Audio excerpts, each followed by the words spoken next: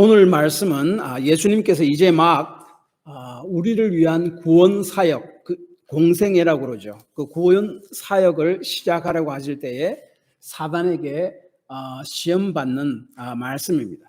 오늘 이 말씀을 통해서 예수님께서 시험을 받으시고 시험을 이기는 것이 왜 중요한가?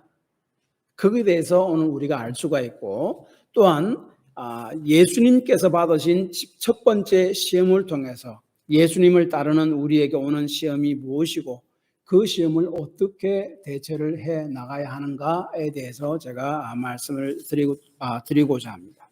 오늘 말씀의 사단의 시험에서 먼저 우리가 생각해 볼 것은, 예수님께서 광야에서 40일간 금식하시고 배가 고파서 거의 죽게 되셨는데, 하나님으로서 그 능력을 사용해서 돌로 떡을 만들어 먹음으로 육신의 배고픔, 그리고 거의 죽게 됨을 해결하라고 사단이 예수님에게 와서 유혹하는 말씀입니다. 예수님이 하나님이신데, 돌로 떡도 만들 수도 있는 분이신데, 돌로 떡으로 만들어서 예수님께서 드시는 것이 무엇이 문제인가? 그것이 바로 오늘 말씀의 가장 큰 핵심이에요. 먼저 예수님께서 1절에 보니까 성령 충만함을 받으시고 성령에 이끌려서 광야에서 마귀의 시험을 받으셨습니다. 이 마귀라는 것은 또 사단이라고도 하죠. 그러니까 예수님께서 본격적으로 우리를 구원하는 사역을 시작하시기 전에 성령께서 예수님을 이끌고 광야로 데리고 나갔고, 거기에서 사단의 마귀의 시험을 받으셨다는 말입니다. 그 첫 번째 시험이 오늘 읽은 말씀인데, 40일간 금식하시고 극도로 줄이신 예수님에게 사단이 찾아와서 3절에 이렇게 이야기합니다. 내가 만일 하나님의 아들이여든 이 돌들에게 명하여 떡이 되게 하라. 여기서 떡은 육신의 삶에 필요한 양식을 말합니다. 육신에 필요한 것들, 모든 것을 다 포함하겠죠. 그리고 여기서 사단이 예수님에게 이야기하는 것, 내가 만일 하나님의 아들이여든 이라는 말은, 이 말이 내가 정말로 하나님의 아들이 맞다면은 이 돌들을 명해서 떡으로 만들어서 빵을 만들어서 내가 먹고 그러므로 너희 배고파 죽게 됨을 해결하라, 그 말이 아니에요. 사단은 예수님이 하나님의 아들이심을 알고 있습니다.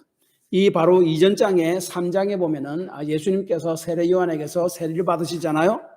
세례 받으실 때 하나님께서 하늘 문을 여시고 공식적으로 말씀하셨죠. 너는 내 사랑하는 아들이라. 하나님의 하나님이심을 공식적으로 선언하셨습니다. 마귀도 알고 있었어요. 그래서 이 말씀, 내가 만일 하나님의 아들이여든 이라는 말은 네가 하나님의 아들인지 아닌지 내가 잘 모르겠으니까 증명해보라, 그 말이 아니로 너는 하나님의 아들이 아니냐, 즉 하나님이 아니냐, 신이 아니냐, 그러니까 그 능력을 네 배고픔을 위해서 지금 사용해라는 거예요. 지금은 40일 금식에서 배가 고파서 죽을 지경이 아니겠느냐는 거죠. 여기서 우리가 잊지 말아야 할 것은, 예수님께서는 하나님이십니다. 분명히 하나님이십니다. 그런데 인간의 몸을 입고 또 이렇게 인간의 이 땅에 오셔서 이렇게 자라나신 것, 그것은 하나님의 되심을 내려놓고 인간의 몸을 입고 인간이 되셨기 때문에 예수님께서는 비록 하나님이시지만 하나님의 권위, 능력, 이 모든 것을 사실 잠깐 내려놨습니다. 완전한 인간이 되셨어요. 그래서 인간이 느끼는 배고픔, 외로움 이런 것을 다 느끼셨어요. 예수님의 성장 과정은 어떻습니까? 예수님께서도 그냥 갑자기 어른으로 이렇게 어디서 쑥 나타나신 것이 아니에요. 갓난 아기로, 비록 성령에 의해서 마리아의 몸에서 태어나잖아요. 그러므로 갓난 아기로 태어나서 다른 일반 아기들이 자라나는 그 모든 성장 과정을 다 겪었습니다. 그래서 누가복음 2장 40절에 아기가 자라며 강건해지고 지혜가 충만하며 하나님의 은혜가 그 위에 있더라 라고 이야기합니다. 이 말이 무슨 말이냐면 예수님도 보통 아이들과 같이 몸도 자라나야 했고 또 똑똑해져야 되고 지혜도 자라나야 했고 믿음의 가정에서 자란 아이와 같이 하나님의 은혜 가운데서도 자라나야만 했다 하는 말이에요. 예수님이 뭐 성인으로 갑자기 하늘에서 떨어진 것이 아니란 말이에요. 인간의 모든 성장 과정을 다 거쳤다. 인간이 되시기 위해서 하나님으로서의 그 능력, 권위 모든 것을 다 포기했다 그 말입니다. 그리고 히브리서 4장 15절을 보면은 우리와 똑같이 시험을 받으셨지만은 죄는 없으시다. 우리 인간이 살면서 얼마나 많은 시험과 어려움을 많이 겪습니까? 예수님도 인간으로 오셨기 때문에 인간의 많은 모든 시험들을 다 받으셨다라고 이야기합니다. 다시 말해 예수님은 하나님이시지만은 하나님 되심을 내려놓고 완전한 인간이 되셨다. 그런 분이 완전한 인간이 40일 금식했다는 거예요. 어떤 목사님, 한국 목사님은 40일간 예수님 같이 금식해서 하시다가 돌아가신 분도 있어요. 다시 말하면 예수님께서 40일간 금식 후에 배고팠다는 말은 사실은 죽음에 이르는 배고픔이란 말이에요. 엄청난 배고팠단 말이죠. 이러한 상황 가운데서 사단은 예수님에게 와서 돌로 떡을 만들어 먹으라 라고 부추깁니다.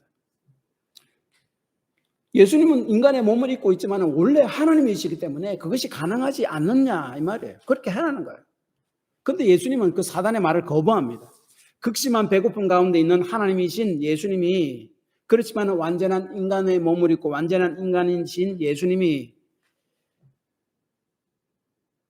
원래 하나님이신데 돌로 떡을 만들어 먹는 것이 뭐가 문제입니까? 그런데 그 말을 한 사단의 배후에 사단의 의도가 문제예요. 그것을 우리가 파악을 해야 됩니다. 사단의 시험, 돌로 떡을 만들어 먹으라 하는 첫째 시험의 그 핵심은 예수님에게 뭐라고 부추겼는가 하면은 죄에 빠진 인간을 구원하려는 사명보다 내 육신의 문제를 해결하는 것이 더 먼저가 아니냐. 중요한 말입니다. 죄에 빠진 인간을 구원하려는 사명보다 내 육신의 문제를 지금 해결하는 것이 더 먼저가 아니냐라고 요구한 것입니다. 왜 예수님께서 하나님이심에도 불구하고 그 하나님이 되심을 포기하고 잠시 내려두고 인간이 되셨습니까? 인간의 실패를 인간이 다 메스업해놓은 죄로 인해 그것들을 다 바로잡기 위해서 뒤바꿔 놓기 위해서입니다. 그것 때문에 하나님이신 예수님이 인간의 몸을 입고 인간이 되셨습니다. 사단이 인간을 죄에 빠뜨리기 위해서 처음 인간인 아담과 하와에게 사단이 시험을 했습니다. 그 시험이 사실은 오늘 사단이 예수님에게 한 시험과 근본적으로 같은 시험이에요. 아담과 하와에게 어떤 시험을 했습니까? 선악을 알게 하는 나무실과 그 하나님께서 에덴 동산 중앙에 있는 그 나무실과는 절대로 먹지 말라. 다른 실과는 다 안 먹어도 된다. 하나님의 권위를 너는 인정해야 된다 하는 말이에요. 너는 하나님이 아니라 내가 만든 피조물임을 기억해라 하는 말이에요. 그런데 이 사단이 뱀의 모양으로 하와에게 접근해서 아니다. 하나님이 그래 말했는데 그것이 아니다. 너고 선악을 알게 하는 나무의 실과 하나님 먹지 말라 했지. 먹으면 분명히 죽으리라 했지. 그건 그게 아니야. 죽지 않아. 그거 먹는 날에는 너희 눈이 밝아져서 선과 악을 분별할 수 있게 돼. 그 말이 뭔가 하면은 선과 악에 대한 기준을 누가 정합니까? 하나님이잖아요. 하나님이 온 세상을 창조했고 우리도 만들어졌으니까. 그런데 네가 이제 그 실과 열매를 따먹으면 네가 선과 악의 기준을 전환할 수 있게 된다. 그런 능력자가 된다. 다르게 이야기하면 너는 하나님이 된다. 하나님은 너희들이 하나님과 같은 하나님이 되는 것을 싫어해서 먹지 말라고 한 것이야. 사단을 그 하와를 꼬드깁니다. 그래서 그것을 먹고 맙니다.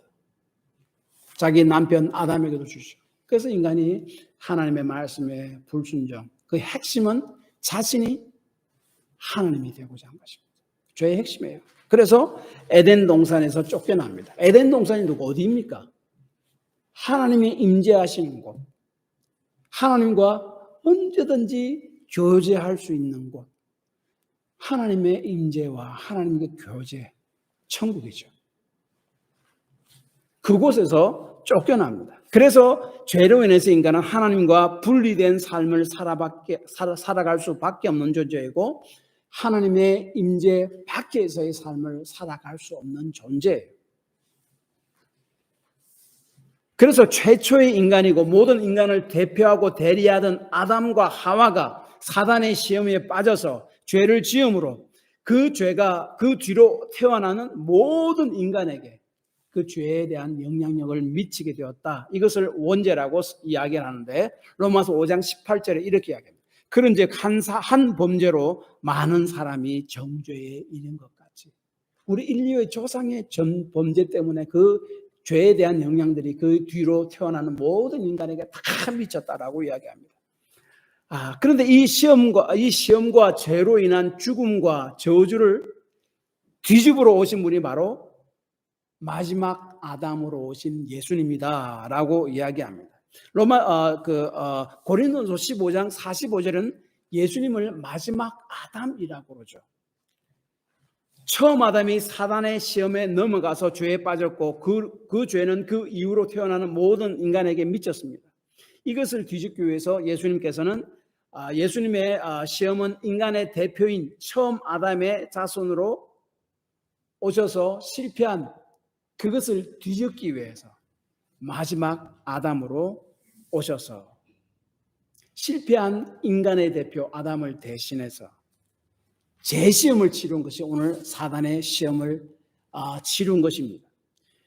이것이 누가복음 3장에서 예수님의 족보가 예수님으로부터 시작해서 그 아버지 요셉 그리고 거꾸로 올라가서 누구에까지 이르는가 하면은 아담에게까지 이릅니다.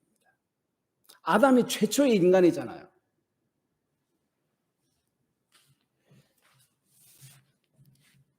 그래서 로마서 5장 18절 그런즉 한 범죄로 많은 사람이 정죄에 이른 것 같이 한 어려운 행위로 말미암아 예수님이 십자가에 죽음 많은 사람이 어렵다 하심을 받아 생명에 이르렀느니라. 다시 말하면 첫째 아담은 죄로 인해서 하나님의 인재와 하나님의 교제로부터 완전히 끊어져 버렸고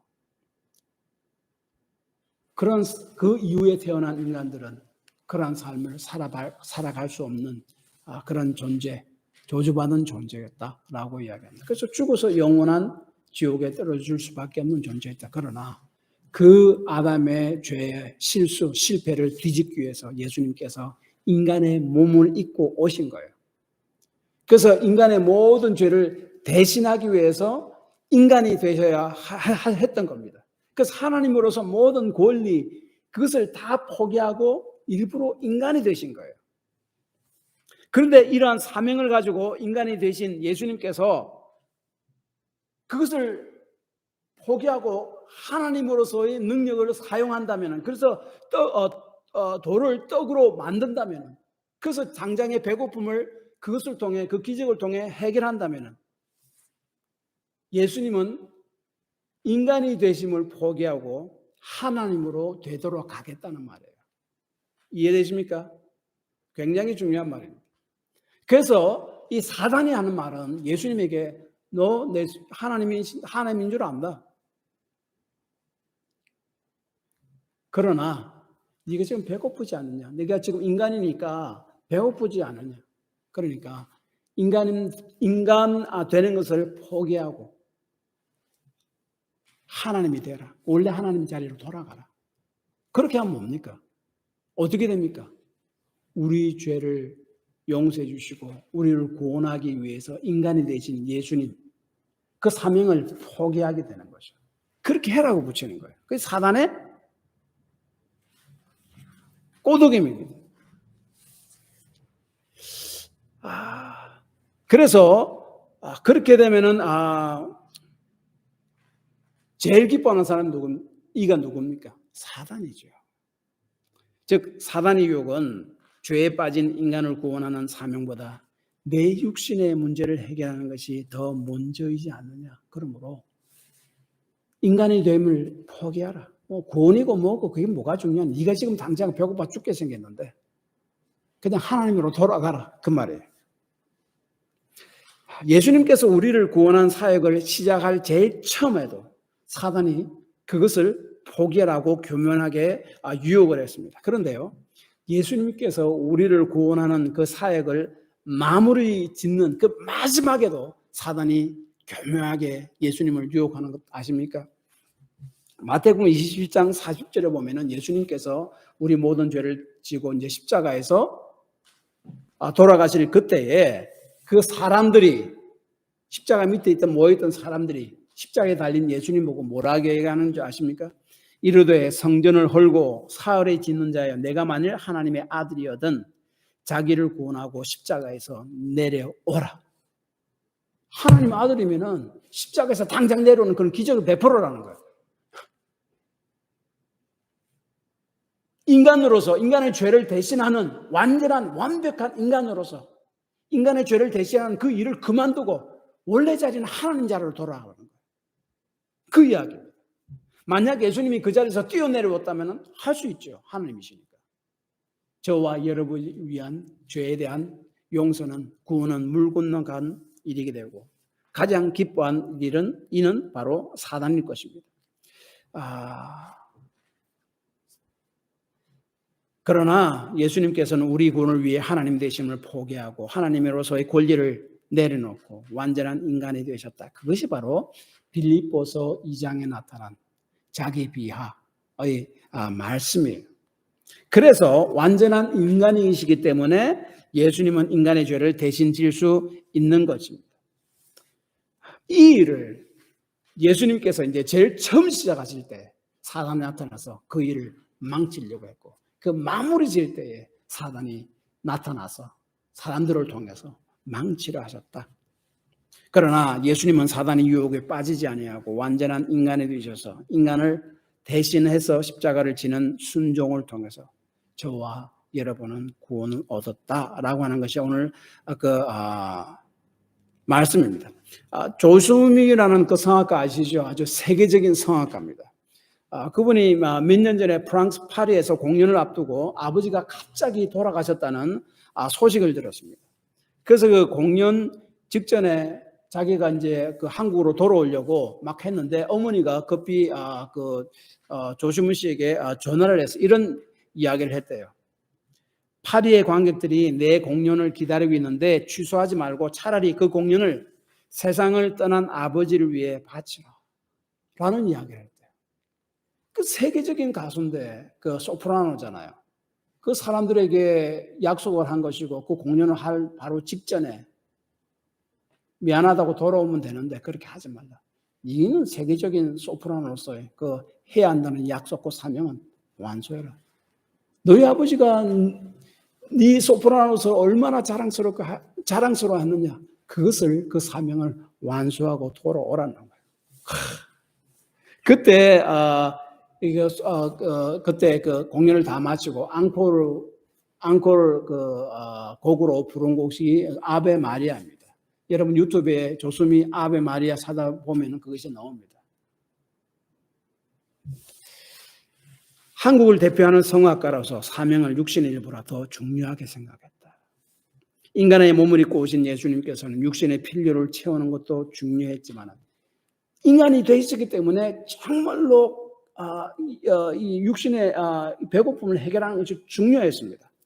그러나 그것보다도 더 중요한 것은 하나님이 주신 사명이라고 생각한 것입니다. 그러나 예수님은 사단의 유혹에 빠지지 아니하고 완전한 인간이 되셔서 인간을 대신해서 십자가를 지는 그 일, 사명을 위한 순종을 통해서 저와 여러분은 구원받았다 하는 것이 오늘 이 말씀입니다. 자, 사단이 예수님에게 죄에 빠진 인간을 구원하는 사명보다 내 육신의 문제, 내 당면한 문제를 해결하는 것이 더 먼저이다라고 유혹한 것을 우리에게 적용한다면 어떤 말이 되겠습니까? 믿음으로 사는 것보다 내 지금 육신의 문제를 해결하는 것이 더 먼저이다. 그런 말로 저와 여러분을 유혹하는 거예요. 오늘날 그런 유혹이 참 많습니다. 오늘날 사단은 예수님에게 유혹한 것 같이 우리에게도 같은 방식으로 유혹합니다. 믿음으로 사는 것보다 육신의 문제를 해결하는 것이 더 문제다. 사는 게 문제지. 믿음 그게 뭐가 문제냐. 이렇게 우리를 유혹합니다.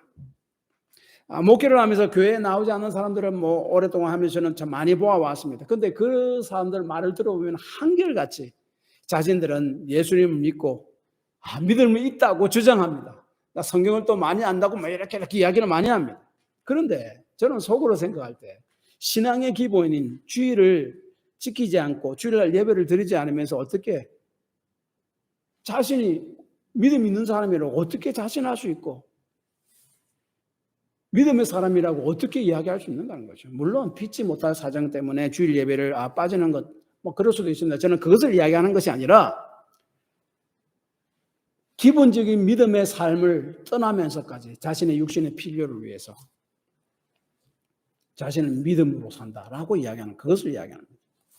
그러나 그러한 생각들 배후에는 사실은 믿음으로 사는 것보다 육신의 문제를 해결하는 것이 먼저다라는 생각이 사실은 깔려 있습니다. 그것이 바로 사단이 주는 시험이죠. 어떻게 예수님이 이러한 사단의 시험을 이기셨습니까? 두 가지입니다. 첫째는 예수님께서는 사단의 그런 시험에 대항해서 신명기 8장 3절의 말씀으로 대항했습니다. 사람이 떡을 그것이 바로 이렇게 4절 말씀이에요. 예수께서 대답하시되 기록된 바 사람이 떡으로만 살 것이 아니라 하였느니라. 이 신명기 8장 말씀을 인용한 것인데 이 말씀은 사람이 떡으로만 살지 않는다. 떡을 선택할 것인가, 주님을 선택할 것인가, 떡을 선택할 것인가, 믿음을 먼저 선택할 것인가, 기로에 있을 때에 주님을, 믿음을 먼저 선택해야 된다. 삶을 위해 육신의 필요가 중요하다. 그것을 부정하는 건 아닙니다. 그러나 믿음보다 하나님보다 내 삶의 필요가 우선돼야 되고 그것을 위해서 하나님이 믿음을 뒤로 밀어 놔둘 수 있다라고 생각한다면 사실은 하나님 주신 생각이 아니에요. 그것이 합당한 생각 같지만은 사단이 주는 유혹이죠. 근데 예수님께서는 신명기 8장 5절의 말씀으로 물리쳤습니다. 그 8장 3절의 말씀 이 말씀입니다. 너를 낮추시며 너를 줄이게 하시며 또 너로 알지 못하며 내 조상들이 알지 못하던 만나를 내게 먹이신 것은 사람이 떡으로 사는 것이 아니요 여호와의 입에서 나오는 모든 말씀으로 사는 줄을 내가 알게 하려 합니다. 이스라엘 백성이 출애굽하고 난 다음에 가나안 땅, 약속 땅, 가나안 땅에 들어가기 위해서 가는 중에 광야 40년간을 광야에서 삶을 삽니다. 한 일주일 만에 갈 수 있는데 하나님이 일부러 이스라엘 백성을 광야를 빙빙 돌립니다. 그 어려운 고난의 시험의 그 삶을 통해서 하나님께서 무엇을 가르쳐 주시고자 했는가 하면은 사람이 떡으로만 사는 것이 아니야 여호와의 입에서 나오는 모든 말씀으로 사는 줄을 내가 알게 하십니다. 광야 기간 40년을 돌아다녀 보십시오. 이스라엘 사람들은 농사를 지을 수 없으니 먹을 것이 없습니다. 우물을 팔 수가 없으니 식수가 문제였습니다. 어려움이 닥칠 때 어떻게 반응하셨는가? 하나님께서 그것을 좀 보셨습니다. 그것을 통해서 자신의 믿음을 보고 자신의 믿음을 좀 추스르고 다지기를 원하셨어요. 그래서 출애굽 17장 7절에 보면은 물이 없어 목마르자 하나님을 원망하는데 여호와께서 우리 중에 계신가 안 계신가 시험했다고 이야기합니다. 민수기 21장 5절에 어찌하여 우리를 애굽에서 인도하여 내어 이 광야에서 죽게 하는가? 하나님이 그들을 죽게 하려고 인도한 것이 아니죠. 적과 끓이 흐르는 비옥한 땅 가나안 땅에 인도하려고 애굽에 종살이 하던 데서 그들을 구원해내서 광야로 인도하신 거죠. 그런데 그 광야 삶의 조그만 어려움 때문에 우리를 왜 죽게 하려고 이렇게 광야로 내보냈냐? 그렇다면 왜 애굽 종된 데서 우리를 구원했냐? 그냥 놔두지. 이렇게 이야기합니다. 아닙니다. 믿음으로 산다면 하나님께서 약속의 땅 가나안 땅에 가도록 해주겠다 약속했다면 그 약속을 분명히 믿어야 됩니다. 비록 지금의 삶의 어려움과 참 여러 가지 힘든 것이 있더라도 그래도 하나님께서 나를 끝까지 인도해 주실 것이다 하는 것을 믿어야 합니다. 그러면 현재 나의 삶의 어려움과 시험들이 뭡니까? 이것을 통해서 하나님을 더욱더 의지하고 하나님을 은혜와 그걸 통해서 하나님의 은혜와 능력을 경험하게 하기 위함이죠. 그래서 그러한 광야의 사건을 통해서 이스라엘 백성이 기적을 경험하잖아요. 하늘에서는 만나가 내려서 시리얼 같은 걸 내려서 그들이 농사를 하지 않아도 그것으로 빵을 만들어서 먹을 수도 있었고 고기가 먹고 싶을 때 메추락이라는 그 새들이 확 날라오고 때로 날라오게 해서 그것을 잡아서 고기를 먹게 하셨고 물이 먹고 싶을 때 큰 바위를 통해서 물이 나게 해서 그들을 먹이셨고 그리고 이스라엘 백성들은 이 40년 동안 광야를 지나는 동안에 의복에 헤어지지 않았다라고 출애굽 17장에 또한 이야기를 합니다. 다시 말하면은 광야의 고난은 하나님의 능력과 은혜를 경험하게 하려는 하나님의 의도가 깔려 있었다는 말이에요.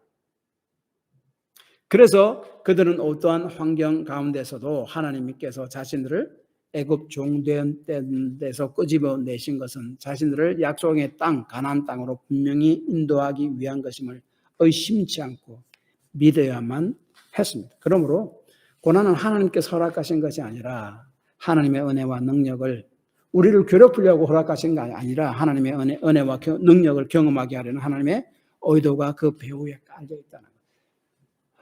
그래서 하나님께서는 우리를 구원하신 것은 천국까지 이르도록 인도하시기 위함이잖아요. 그것을 믿어야 해요. 그럼 현재 우리의 고난의 삶은 뭡니까? 이스라엘 백성과 같이 고난을 통해서 하나님의 기적과 은혜와 능력을 경험케 하기 위함이다. 그것을 믿어야 합니다.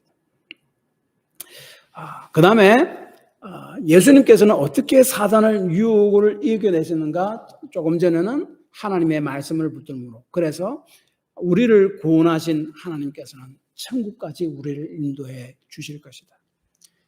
현재 우리가 다는 어려움과 고난은 우리를 죽이기 위함이 아니라 하나님의 은혜와 능력을 경험케 하기 위함이다. 그것을 굳게 믿어야 돼요. 그 다음에 한 가지 더 예수님께서는 어떻게 사단의 유혹을 이겨내셨는가? 그것이 바로 4장 1절에 있습니다.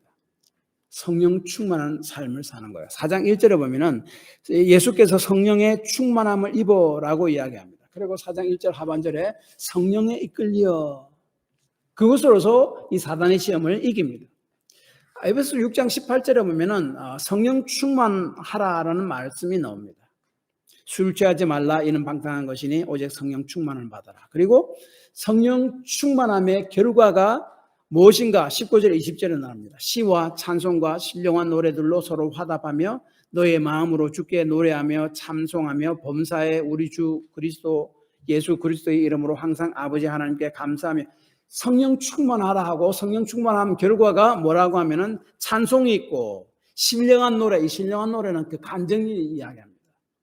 하나님의 삶을 통해서 하나님의 역사하신 그 간증들이가 있고 감사가 있고 그게 성령 충만한 결과라는 거예요. 그래서 이 성령 충만이 뭐인가? 어떻게 우리가 성령 충만을 받는가? 첫째로는 말씀 충만입니다. 골로새서 3장 16절 17절은 이렇게 이야기합니다. 그리스도의 말씀이 너희 속에 풍성히 거하여 모든 지혜로 피차 가르치며 권면하며 그 다음에 하나님의 말씀이 풍성히 거한 결과 시와 찬송과 신령한 노래를 부르며 감사하는 마음으로 하나님을 찬송하며 똑같은 게 나와요. 성령 충만한 결과 찬송이 있고 거룩한 신령한 노래가 있고 간증이 있고 그 다음에 감사가 있고 성령 충만함이 에베소서 6장에서는 결과가 그것이고 또한 고린도서 3장 16절 17절에서는 말씀이 충만한 결과 똑같다는 이야기예요. 다시 말하면 성령 충만함이 말씀에 충만합니다. 그러므로 여러분이 하나님의 말씀을 정기적으로 지속적으로 읽고 듣고 할 때에 성령 충만한 삶을 살게 돼요. 이런 성령 충만한 삶을 살고 말씀이 충만한 삶을 살 때에 사단의 시험을 이길 수 있게 돼요. 왜냐하면 그런 시험과 고난과 어려움 가운데서도 찬송이 있고 간증이 있고 감사가 있기 때문에 그렇습니다. 그 다음에 한 가지 더. 어떻게 성령 충만을 받는가? 하나님 말씀을 충만을 했죠. 한 가지 더. 기도를 통해서 성령 충만을 받을 수 있습니다. 누가복음 3장 21절에 보면은 예수님께서 세례 받으실 때에 기도하셨다라고 이야기합니다. 3장 21절에 그 기도하셨다는 말이 세례 받으실 때에 그 헬라 원문을 보면은 계속적으로 기도하셨다는 거예요.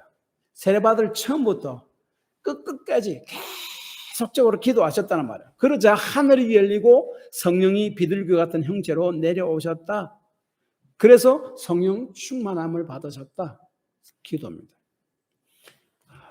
또한 누가복음 22장 40절과 46절에 보면 이런 말씀이 있습니다. 그곳에 이르러 예수님이 겟세마네 동산에서 기도하실 때 십자가 못 박혀 돌아가시기 바로 전에 그 이야기입니다. 그곳에 이르러 그들에게 이르시되 예수님이 말씀하셨습니다. 제자들에게 유혹에 빠지지 않게 기도하라 하시고, 유혹에 빠지지 않는 것 기도하는 거예요. 기도를 통해서 어떻게 된다고요? 성령의 충만함을 있기 때문에. 그래서 그 속에 이 하나님 말씀이 거하고 감사가 있고 찬송이 있고 간증의 삶들이 생겨나기 때문에 유혹에 빠지지 않도록 기도하라. 그리고 또한 누가복음 22장 46절에 이르시되 어찌하여 자느냐 시험에 들지 않게 일어나 기도하라 하시네. 기도를 통해서 성령 충만함을 받으면 시험을 이기게 된다는 말씀입니다. 결론은 이것입니다. 사단의 첫째 시험의 핵심은 예수님에게 죄에 빠진 인간을 구원하는 사명보다 내 육신의 문제를 해결하는 것이 더 먼저지 않느냐. 그러므로 인간됨을 포기하고 원래 하나님으로 돌아가라. 우리에게 오는 사단의 시험은 뭡니까? 똑같습니다. 믿음으로 사는 것보다 육신의 문제를 먼저 해결하는 것이 더 먼저이다. 속삭이는 거예요. 우리가 생각할 때는 그건 합당하게 보입니다. 그러나 성경적으로 볼 때는 합당한 것이 아니라고요. 사단의 유혹이라고요. 육신의 문제를 해결하는 것이 필요하지만은 필요 없다간 말이 아니에요. 필요합니다.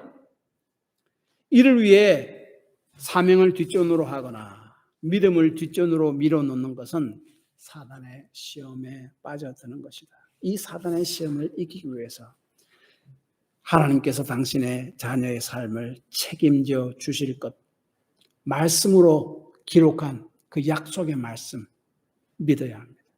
그 다음에 말씀과 기도를 통해 성령 충만한 삶을 살아가야 한다 하는 것을 오늘 본문은 이야기합니다. 기도합시다.